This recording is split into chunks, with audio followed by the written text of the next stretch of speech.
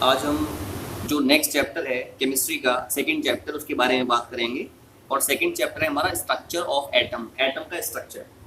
तो अगर मैं सबसे पहले एटम की बात करता हूँ तो ये जो आपका एटम है, एटम एक ग्रीक वर्ड है। It is a Greek word. इसका मीनिंग होता है इनडिविजिबल।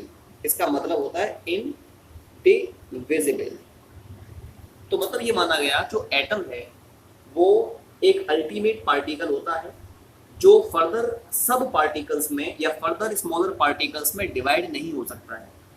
सबसे पहले एटम के बारे में बताया गया कि जो एटम है वो इनडिविजिबल है, मतलब atom can not be further divided into further smaller particles. एक साइंटिस्ट थे, उनका नाम था जॉन डाल्टन। उन्होंने 1803 से लेकर के 1808 के बीच में एक थ्योरी प्रपोज की थी which is called as Dalton's atomic theory. Atom के स्ट्रक्चर को एक्सप्लेन करने के लिए सबसे पहले सर जॉन डाल्टन ने एक थ्योरी को प्रपोज किया which is called as Dalton's atomic theory. और उस थ्योरी में उन्होंने बताया कि जो एटम है वो स्मॉलेस्ट इनडिविजिबल पार्टिकल होता है जो केमिकल रिएक्शन में पार्टिसिपेट करता है। इस थ्योरी में बताया गया जो एटम है वो एक स्मॉलेस्ट इनडिविजिबल पार्टिकल है which take part in a chemical reaction। Smallest indivisible particle है जो केमिकल रिएक्शन में पार्टिसिपेट करता है। जो एटम होता है it can neither be created nor be destroyed. जो आपका एटम है PROY, एटम को ना तो हम क्रिएट कर सकते हैं और ना ही हम एटम को डिस्ट्रॉय कर सकते हैं।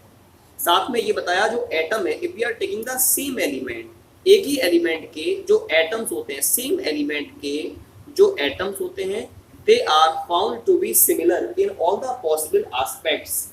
उनका साइज, मास, कैरेक्टरिस्टिक्स सारे के सारे सेम होते हैं, सिमिलर होते हैं। एक ही एलिमेंट के जो एटम्स होते हैं they are found to be similar in all the possible aspects. और अलग अलग एलिमेंट्स के जो एटम्स होते हैं they are found to be different in all the possible aspects. उनका साइज भी डिफरेंट होता है, मास भी डिफरेंट होता है, बाकी कैरेक्टरिस्टिक्स भी डिफरेंट होते हैं। तो ये सारे के सारे पॉइंट्स जो है ना वो डाल्टन्स एटॉमिक थ्योरी को एक्सप्लेन करते हैं। हमने इन पॉइंट्स के बारे में इससे पहले वाले चैप्टर में भी बात की है। तो इस थ्योरी में जो सबसे ज्यादा ध्यान दिया गया जिस पॉइंट पर वो ये था कि जो एटम है वो स्मॉलेस्ट इनडिविजिबल पार्टिकल होता है जो केमिकल रिएक्शन में पार्टिसिपेट करता है। एटम को ना तो हम क्रिएट कर सकते हैं ना हम एटम को डिस्ट्रॉय कर सकते हैं। इसके बाद 1823 में एक साइंटिस्ट आए, उनका नाम था माइकल फेराडे। एक साइंटिस्ट आए, उनका नाम था माइकल फेराडे। इन्होंने क्या किया, इन्होंने मैटर और इलेक्ट्रिसिटी के बीच में एक स्पेसिफिक रिलेशनशिप दिया, एक स्पेसिफिक रिलेशन दिया in the form of Faraday's law. उनको हम फेराडेज लॉ ऑफ इलेक्ट्रोलाइसिस कहते हैं। वो लॉ ये कहते हैं किसी भी पर्टिकुलर इलेक्ट्रोलाइटिक सॉल्यूशन में कितने अमाउंट में आप इलेक्ट्रिसिटी को पास कराएं और किसी भी पर्टिकुलर इलेक्ट्रोड पर कितने अमाउंट में कोई भी सब्सटेंस प्रोड्यूस होता है ना, उसके बीच में रिलेशन दिया माइकल फेराडे ने। और उसके बेसिस पर उन्होंने ये प्रूव किया कि जो आपका एटम है वो स्मॉलेस्ट इनडिविजिबल पार्टिकल नहीं है, बल्कि जो आपका एटम है ना, इन्होंने क्या कहा, एटम स्मॉलेस्ट इनडिविजिबल पार्टिकल नहीं है बल्कि जो एटम होता है वो फर्दर स्मॉल पार्टिकल्स का से मिलकर के बना होता है, जैसे कि electrons, protons as well as neutrons. तो माइकल फेराडे से पहले तक ये मानते थे हम कि जो एटम है वो इनडिविजिबल है, वो डिवाइड नहीं हो सकता। लेकिन माइकल फेराडे ने 1820 में मैटर और इलेक्ट्रिसिटी के बीच में रिलेशनशिप स्टैब्लिश किया और ये बताया एटम स्मॉलेस्ट पार्टिकल नहीं है बल्कि वो फर्दर स्मॉलर पार्टिकल से मिलकर बना है, जैसे कि इलेक्ट्रॉन, प्रोटॉन, न्यूट्रॉन्स एटसेट्रा। हम जानते हैं आजकल एटम का जो मॉडर्न पिक्चर है, it was the modern picture of atom was laid by Sir J.J. Thomson एक साइंटिस्ट थे सर जे थॉमसन, उनके बाद एक और साइंटिस्ट थे, उनका नाम था अर्नेस्ट रदरफोर्ड। इन्होंने एटम का जो मॉडर्न पिक्चर है उसको दिया और इन्होंने ये बताया जो एटम है वो स्मॉलेस्ट पार्टिकल नहीं है, बल्कि वो बहुत सारे स्मॉल स्मॉल पार्टिकल से मिलकर बना होता है। And these small particles by which atom is made up of are called as subatomic particles. इनको सब एटॉमिक पार्टिकल्स कहा जाता है, जैसे कि इलेक्ट्रॉन सब एटॉमिक पार्टिकल है, प्रोटॉन सब एटॉमिक पार्टिकल है, न्यूट्रॉन सब एटॉमिक पार्टिकल है, इसके अलावा पॉजिट्रॉन सब एटॉमिक पार्टिकल है, न्यूट्रिनो, मीसोन, पॉजिट्रॉन तो वही क्या आपका, ठीक है, so etcetera. These are the examples of the subatomic particles. मैंने आपको बताया था modern picture of atom was further led down by two scientists named Sir J.J. Thomson and Ernest Rutherford। इन्होंने बताया एटम स्मॉलेस्ट पार्टिकल नहीं है किसी भी पर्टिकुलर, जो एटम है वो स्मॉलेस्ट पार्टिकल नहीं है किसी भी मैटर का, बल्कि वो फर्दर स्मॉलर पार्टिकल से मिलकर बना होता है, जिनको सब एटॉमिक पार्टिकल्स कहते हैं। Example electrons, protons, neutrons, positrons, neutrino, mesons etcetera. इन सभी पार्टिकल्स में से ये जो तीन पार्टिकल्स हैं, electrons, protons as well as neutrons, इन तीन पार्टिकल्स को हम क्या कहते हैं? They are called as the fundamental particles. इनको फंडामेंटल पार्टिकल्स कहा जाता है। मैंने आपको बताया ये तो बात सही है, एटम जो है ना फर्दर स्मॉलर पार्टिकल्स से मिलकर बना होता है, लेकिन उन सभी पार्टिकल्स में से तीन मेन जो पार्टिकल्स हैं, electrons, protons as well as neutrons, इनको फंडामेंटल पार्टिकल्स कहा जाता है। And these fundamental particles are called as building block of atom. इनको एटम का हम लोग बिल्डिंग ब्लॉक कहते हैं। मतलब एटम में बाकी कोई और पार्टिकल्स पाए जाएं या ना पाए जाएं, लेकिन ये पार्टिकल्स जरूर पाए जाते हैं। That's why they are called as building block of atom. ठीक है, तो जब ये पता लग गया कि एटम में ये तीन पार्टिकल्स मेन प्रेजेंट में, electrons, protons as well as neutrons, तो अब ये क्वेश्चन अराइज हुआ कि ये जो पार्टिकल्स हैं, electrons, protons as well as neutrons, इनकी डिस्कवरी कैसे हुई। ठीक है, तो अब हम लोग इनकी डिस्कवरी के बारे में बात करेंगे कि इलेक्ट्रॉन्स, प्रोटॉन्स और जो न्यूट्रॉन्स हैं ये कैसे डिस्कवर हुए, इनकी डिस्कवरी कैसे हुई है। One by one we will discuss about these particular things. ठीक है, देखिए कैसे हुई। सबसे पहले यहां पर मैं बात करना चाहूंगा डिस्कवरी ऑफ इलेक्ट्रॉन्स के बारे में। डिस्कवरी ऑफ इलेक्ट्रॉन्स के जो इलेक्ट्रॉन्स थे ना, उनकी डिस्कवरी कैसे हुई। इलेक्ट्रॉन्स की जो डिस्कवरी थी, it was based upon the discovery of cathode raise. ये कैथोड रेज की डिस्कवरी के ऊपर बेस्ड थी। अब ये क्या था देखो, इसमें इसके बारे में हम लोग बात करते हैं। इलेक्ट्रॉन्स को डिस्कवर करने के लिए एक साइंटिस्ट थे, उनका नाम था जूलियस प्लकर। जूलियस प्लकर, इन्होंने एक एक्सपेरिमेंट किया और उस एक्सपेरिमेंट में ही टू का डिस्चार्ज ट्यूब। इन्होंने एक discharge tube the, this is discharge tube. जो डिस्चार्ज ट्यूब होती है वो हार्ड ग्लास की बनी हुई ट्यूब होती है, जिसमें एक वैक्यूम पंप लगा होता है। ये क्या है? This is the vacuum pump. ये आपका वैक्यूम पंप है। और क्या होता है? और इसमें 2 इलेक्ट्रोड्स होते हैं, 2 इलेक्ट्रोड्स हैं इसमें। We are taking 2 electrodes. Both of these electrodes are supposed to be connected with the help of a battery. यहाँ पर हम बैटरी से इन दोनों इलेक्ट्रोड्स को कनेक्ट कर रहे हैं।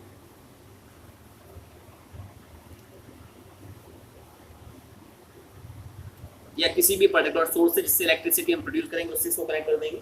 तो आपने देखा, मैंने क्या बताया, जूलियस प्लगर ने एक डिस्चार्ज ट्यूब ली, उस डिस्चार्ज ट्यूब में एक वैक्यूम पंप लगाया ताकि इसमें जो प्रेजेंट एयर है उसको बाहर निकाला जा सके, वैक्यूम को क्रिएट किया जा सके। और इसमें एक पर्टिकुलर गैस को फिल किया गया एट लो प्रेशर। इस पर्टिकुलर वैक्यूम के क्रिएट होने के कारण यहाँ पर जो प्रेशर है वो कैसा हो गया? लो हो गया। ये आपका कैथोड है, दिस इज योर कैथोड। और ये जो आपका इलेक्ट्रोड है इस पर है plus charge, it is known as anode. इसको हम लोग एनोड कहते हैं। तो ये माना गया कि जब इन दोनों इलेक्ट्रोड्स के बीच में हाई पोटेंशियल डिफरेंस अप्लाई करते हैं, whenever a high potential difference is applied between both of these electrodes, तो कैथोड से कुछ इनविजिबल रेज एमिट होती हैं। कैसी रेज होती हैं? इनविजिबल, जो दिखती नहीं है। ये रेज आपकी एमिट होती हैं, and these rays have the tendency to move towards anode because these rays are originating from cathode। इसी वजह से इन रेज को कैथोड रेज कहते हैं। why they are called as cathode rays? because they tends to originate from cathode, क्योंकि इन rays में tendency होती है to move towards positively charge anode. इससे ये मालूम पड़ता है ये रेज जिन पार्टिकल्स से मिलकर बनी होती है उन पे नेगेटिव चार्ज है, इसी वजह से इन रेज को नेगेटिव रेज भी कहते हैं। क्या बताया गया कि जब भी दोनों इलेक्ट्रोड्स के बीच में, जिनको हमने डिस्चार्ज ट्यूब के अंदर लिया है, डिस्चार्ज ट्यूब एक हार्ड ग्लास की ट्यूब होती है, इसमें 2 इलेक्ट्रोड्स होते हैं, जब इन दोनों इलेक्ट्रोड्स के बीच में हम हाई पोटेंशियल डिफरेंस को अप्लाई करते हैं, लगभग 10,000 वोल्ट का पोटेंशियल डिफरेंस अप्लाई किया जाता है between both of the electrodes, तो कैथोड से some short of invisible rays निकलती हैं जो एनोड की ओर जाती हैं। इनको कैथोड रेज कहते हैं because these rays are moving towards positively charged anode, that's why these rays are supposed to be made up of negatively charged particles, that's why they are called as the negative rays। बाद में ये माना गया कि जो negative raise हैं वो जिन particles से मिलकर बनी होती हैं उन पर नेगेटिव चार्ज होता है, and these negatively charged particles are called as electrons. उन इन्हीं नेगेटिवली चार्ज पार्टिकल्स को इलेक्ट्रॉन्स कहा जाता है। So this was the way in which the discovery of electrons was done. जब इलेक्ट्रॉन की डिस्कवरी हो गई तो अब फिर ये प्रश्न उठा कि इन इलेक्ट्रॉन्स में या इन कैथोड रेज में कौन कौन सी प्रॉपर्टीज पाई जाती हैं। So we will discuss now about the properties of cathode rays, कि व्हाट आर द प्रॉपर्टीज और what are the characteristics of cathode rays, उनके बारे में बात करते हैं। तो पहली प्रॉपर्टी है कैथोड रेज की, ये जो कैथोड रेज हैं they always travel in a straight line. ये कैथोड रेज हमेशा एक स्ट्रेट लाइन में ट्रेवल करती हैं, और ये रेज जिस स्पीड से मूव करती हैं, जिस वेलोसिटी से मूव करती हैं, वो बहुत हाई वेलोसिटी होती है, वेरी हाई वेलोसिटी। क्या बताया गया कि जो रेज हैं, ये जो आपकी कैथोड रेज होती हैं, ये हमेशा एक स्ट्रेट लाइन में मूव करती हैं, and these rays always have the tendency to move with a very high velocity, लगभग 10 raised to the power 9 से लेकर के 10 raised to the power 11 centimetre पर सेकेंड, इस वेलोसिटी से इन रेज में टेंडेंसी होती है टू मूव। अब क्वेश्चन यहाँ पर ये हमें कैसे पता लगेगा ये रेज एक स्ट्रेट लाइन में ट्रेवल करती है? अगर आप इन रेज के बीच में कोई भी ऑब्जेक्ट रखते हैं तो उस ऑब्जेक्ट की जो शेडो है वो इस एनोड के पीछे जो वॉल है उस वॉल पर कास्ट होती है। तो इससे हमें ये मालूम पड़ता है that these raise travel always travel in a straight line. दूसरी बात ये है कि जब भी ये रेज एनोड के पीछे जो ग्लास की वॉल है उस पर जाकर के टकराती हैं, तो उस पर टकराने के बाद they tends to produce green glow. It is the second point that these rays always produce green glow on striking the glass wall beyond the anode. तीसरा पॉइंट है, जब भी इन रेज को हम जिंक सल्फाइड की स्क्रीन के ऊपर पास कराते हैं तो इनमें टेंडेंसी होती है to produce a specific light. तो ये लाइट प्रोड्यूस करती है, यानी जिंक सल्फाइड की स्क्रीन पर जब ये स्ट्राइक करेंगी तो लाइट को प्रोड्यूस करने की इनमें टेंडेंसी पाई जाती है। चौथा पॉइंट है, इन रेज में हीट एनर्जी को प्रोड्यूस करने की टेंडेंसी पाई जाती है। ये रेज हीट एनर्जी को प्रोड्यूस करते हैं, ये हीट एनर्जी को प्रोड्यूस करेंगे। तो कैसे प्रोड्यूस करते हैं? जब भी ये रेज मैटर से कोलाइड करती है, सपोज ये रेज हैं, ये रेज आपकी मूव कर रही हैं, आ रही हैं, ये रेज यहाँ पर कोई भी पर्टिकुलर मैटर है, जब भी मैटर के बीच में और इन रेज के बीच में कॉलिजन होता है तो इन रेज की जो काइनेटिक एनर्जी है वो आपकी हीट एनर्जी में कन्वर्ट हो जाती है। तो हमें ये मालूम पड़ता है इन रेज में हीट एनर्जी को प्रोड्यूस करने की भी टेंडेंसी पाई जाती है। पांचवा पॉइंट है, जैसे सपोज ये रेज आपकी मूव कर रही हैं, ये रेज आपकी मूव कर रही हैं किसी भी पर्टिकुलर पाथ में, अगर आप इन रेज को इलेक्ट्रिक फील्ड के बीच में रखें, आपने यहाँ पर 2 इलेक्ट्रिकल प्लेट्स लगा दी, यहाँ पर प्लस चार्ज है और यहाँ पर माइनस चार्ज है, तो ये रेज आपकी मूव करेंगी, डेविएट हो जाएंगी अपने ओरिजिनल पाथ से towards the positive rays. Am I right? यानी ये अपने ओरिजिनल पाथ से डिफ्लेक्ट हो जाती हैं if we are passing these rays through the electric field. अगर आप इन रेज को इलेक्ट्रिक फील्ड से होकर के पास करवाते हैं तो ये रेज अपने ओरिजिनल पाथ से डिफ्लेक्ट हो जाती हैं। बिल्कुल ऐसे ही ये आपकी रेज हैं, ये रेज के मूव करने का ये डायरेक्शन है, इस डायरेक्शन में रेज आपकी मूव कर रही हैं। आपने क्या किया, आपने यहाँ पर मैग्नेटिक फील्ड लगा दिया, कोई बार मैग्नेट आपने लगा दी। तो जब आप मैग्नेट लगाएंगे, सपोज ये आपने मैग्नेट लगा दी है, ये पूरी इसके ऊपर की तरफ है, ऐसे है, ये ऊपर से इस तरह से बार मैग्नेट है ना। तो क्या होगी, ये रेज जो है ना उसमें टेंडेंसी होगी इन रेज में to deviate from their original path. ये अपने ओरिजिनल पाथ से डेविएट हो जाती है on putting in the electric field और on putting in the magnetic field. तो नेक्स्ट जो पॉइंट है, पांचवा पॉइंट, वो ये बताता है कि जब भी इन रेज को इलेक्ट्रिक फील्ड से होकर के पास कराया जाए या मैग्नेटिक फील्ड से होकर के पास कराया जाए तो ये अपने ओरिजिनल पाथ से डेविएट हो जाती है। इसके बाद जो नेक्स्ट पॉइंट है वो ये है कि ये जो रेज होती हैं, that is called as cathode raise.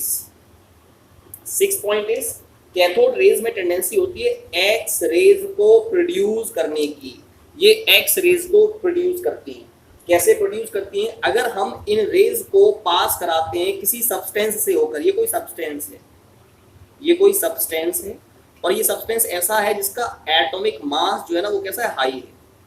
तो जब भी इन रेज को हम पास करवाते हैं एक ऐसे सब्सटेंस से होकर जिसका एटॉमिक मास हाई है, तो इनमें टेंडेंसी होती है एक new type of penetrating rays को प्रोड्यूस करने की। ये नई प्रकार की पेनिट्रेटिंग रेज को प्रोड्यूस करते हैं and these penetrating rays are called as X rays. इन्हीं को एक्स रेज कहा जाता है।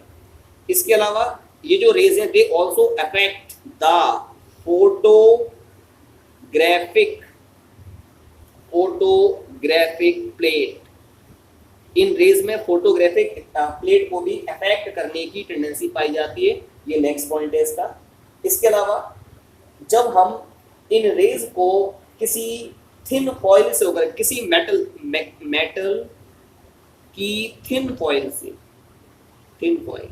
जब भी आप इन रेज को पास कराते हैं मेटल की थिन फॉइल से होकर के, तो इन रेज में टेंडेंसी होती है कि ये इन थिन मेटल की फॉइल को पेनिट्रेट करके आगे निकल जाती है। साथ में these rays also produce ionisation in gases. ये गैसेस को भी आयनाइज करने की टेंडेंसी रखती है। इसके अलावा ये जो आपकी रेज होती हैं, इन रेज में काइनेटिक एनर्जी पाई जाती है। क्या पाई जाती है? Kinetic energy. हमें कैसे मालूम पड़ेगा इन रेज में काइनेटिक एनर्जी है? अगर आप, ये आपकी रेज है, अगर आप इनके पाथ में कोई छोटा सा पिन व्हील रखते हैं तो जो पिन व्हील होता है वो रोटेट करने लगता है। इससे हमें ये मालूम पड़ता है ये रेज जिन पार्टिकल्स से मिलके बनी हैं उन पार्टिकल्स में काइनेटिक एनर्जी प्रेजेंट है और उस काइनेटिक एनर्जी की वजह से ही आपका जो पिन व्हील है वो रोटेट करता है। लास्ट पॉइंट, ये जो आपका कैथोड रेज का जो नेचर होता है, नेचर ऑफ कैथोड रेज, ये दो चीजों पर डिपेंड नहीं करता। ना तो ये डिपेंड करता है नेचर ऑफ कैथोड पर, कैथोड के नेचर पर ये डिपेंड नहीं करता है। साथ में it also do not depends upon the gas filled in discharge tube. जो आपकी डिस्चार्ज ट्यूब है उसमें कौन सी गैस आपने फिल की है उसके नेचर पर भी कैथोड का, जो कैथोड रेज है उनका नेचर डिपेंड नहीं करता है। तो मैंने आपको यहाँ पर ये बताया कि what are the properties of cathode rays। अब इसके बाद एक और इसमें ratio which is called as E/m, एक और टॉपिक है E/m रेशियो ऑफ इलेक्ट्रॉन्स। मैंने बताया था ये जो कैथोड रेज हैं ये जिन पार्टिकल्स से मिलकर बनी है उन्हीं को हम लोग इलेक्ट्रॉन्स कहते हैं। अब इन इलेक्ट्रॉन्स का E/m रेशियो होता क्या है? तो एक साइंटिस्ट थे 1897 में, उनका नाम था सर जे थॉमसन। इन्होंने क्या किया, इन्होंने जो भी आपकी कैथोड रेज हैं उनको इलेक्ट्रिक फील्ड में और मैग्नेटिक फील्ड में रखा। तो इलेक्ट्रिक फील्ड और मैग्नेटिक फील्ड में रखे जाने पर हमें पता है कैथोड रेज में अपने ओरिजिनल पाथ से डिफ्लेक्ट होने की टेंडेंसी पाई जाती है। ये डिफ्लेक्शन शो करते हैं from the original path. So on the basis of those deflections which was created by the cathode rays on keeping them in electric as well as magnetic field. The E by m ratio of electrons was calculated. Electron का E by m ratio calculate किया गया जो कि था minus, ये experimental था, -1.7588 into 10 raised to the power 8 coulomb पर gram. तो मैंने क्या बताया, सर जे थॉमसन ने इलेक्ट्रिक फील्ड जो या मैग्नेटिक फील्ड में कैथोड रेज को रखे जाने पर वो कितना डिफ्रैक्शन शो करते हैं, उसके बेसिस पर E by m रेशियो को कैलकुलेट किया था। इसके बाद अब मैं बात करना चाहूंगा charge on electrons. Charge on electron, एक साइंटिस्ट थे, उनका नाम था R.A. मुलिकन। R.A. मुलिकन, इन्होंने क्या किया, इन्होंने R.A. मिलिकन, MILLIKN मिलिकन, ठीक है। इन्होंने क्या किया, इन्होंने एक एक्सपेरिमेंट किया which is called as oil drop experiment, और इस एक्सपेरिमेंट के बेसिस पर उन्होंने इलेक्ट्रॉन पर जो चार्ज होता है ना, चार्ज, उसको डिटरमाइन किया और बताया इलेक्ट्रॉन पे चार्ज होता है -1.6 into 10 raised to the power -19 coulomb. अब देखो यहाँ पर हमें चार्ज पता लग गया इलेक्ट्रॉन पर, और सर जे थॉमसन ने E by m की वैल्यू दे दी, तो इससे इलेक्ट्रॉन का जो मास होता है ना, मास, उसको कैलकुलेट किया गया। तो जो मास होता है m, वो बराबर होता है E upon E by m। अगर E की बात की जाए, E कितना आया, E charge on electron it is -1.6 into 10 raised to the power -19 coulomb divided by E by m क्या है, -1.7588 into 10 raised to the power 8। जब इसको डिवाइड किया गया तो जो वैल्यू मिली वो थी 9.11 into 10 raised to the power -31। पहले तो ये -28 ग्राम आया, ठीक है। अब इस ग्राम को केजी में जब कन्वर्ट किया गया 1000 से डिवाइड, तो 9.11 into 10 raised to the power -31 kilogram. So this is the way in which mass of electron can be calculated.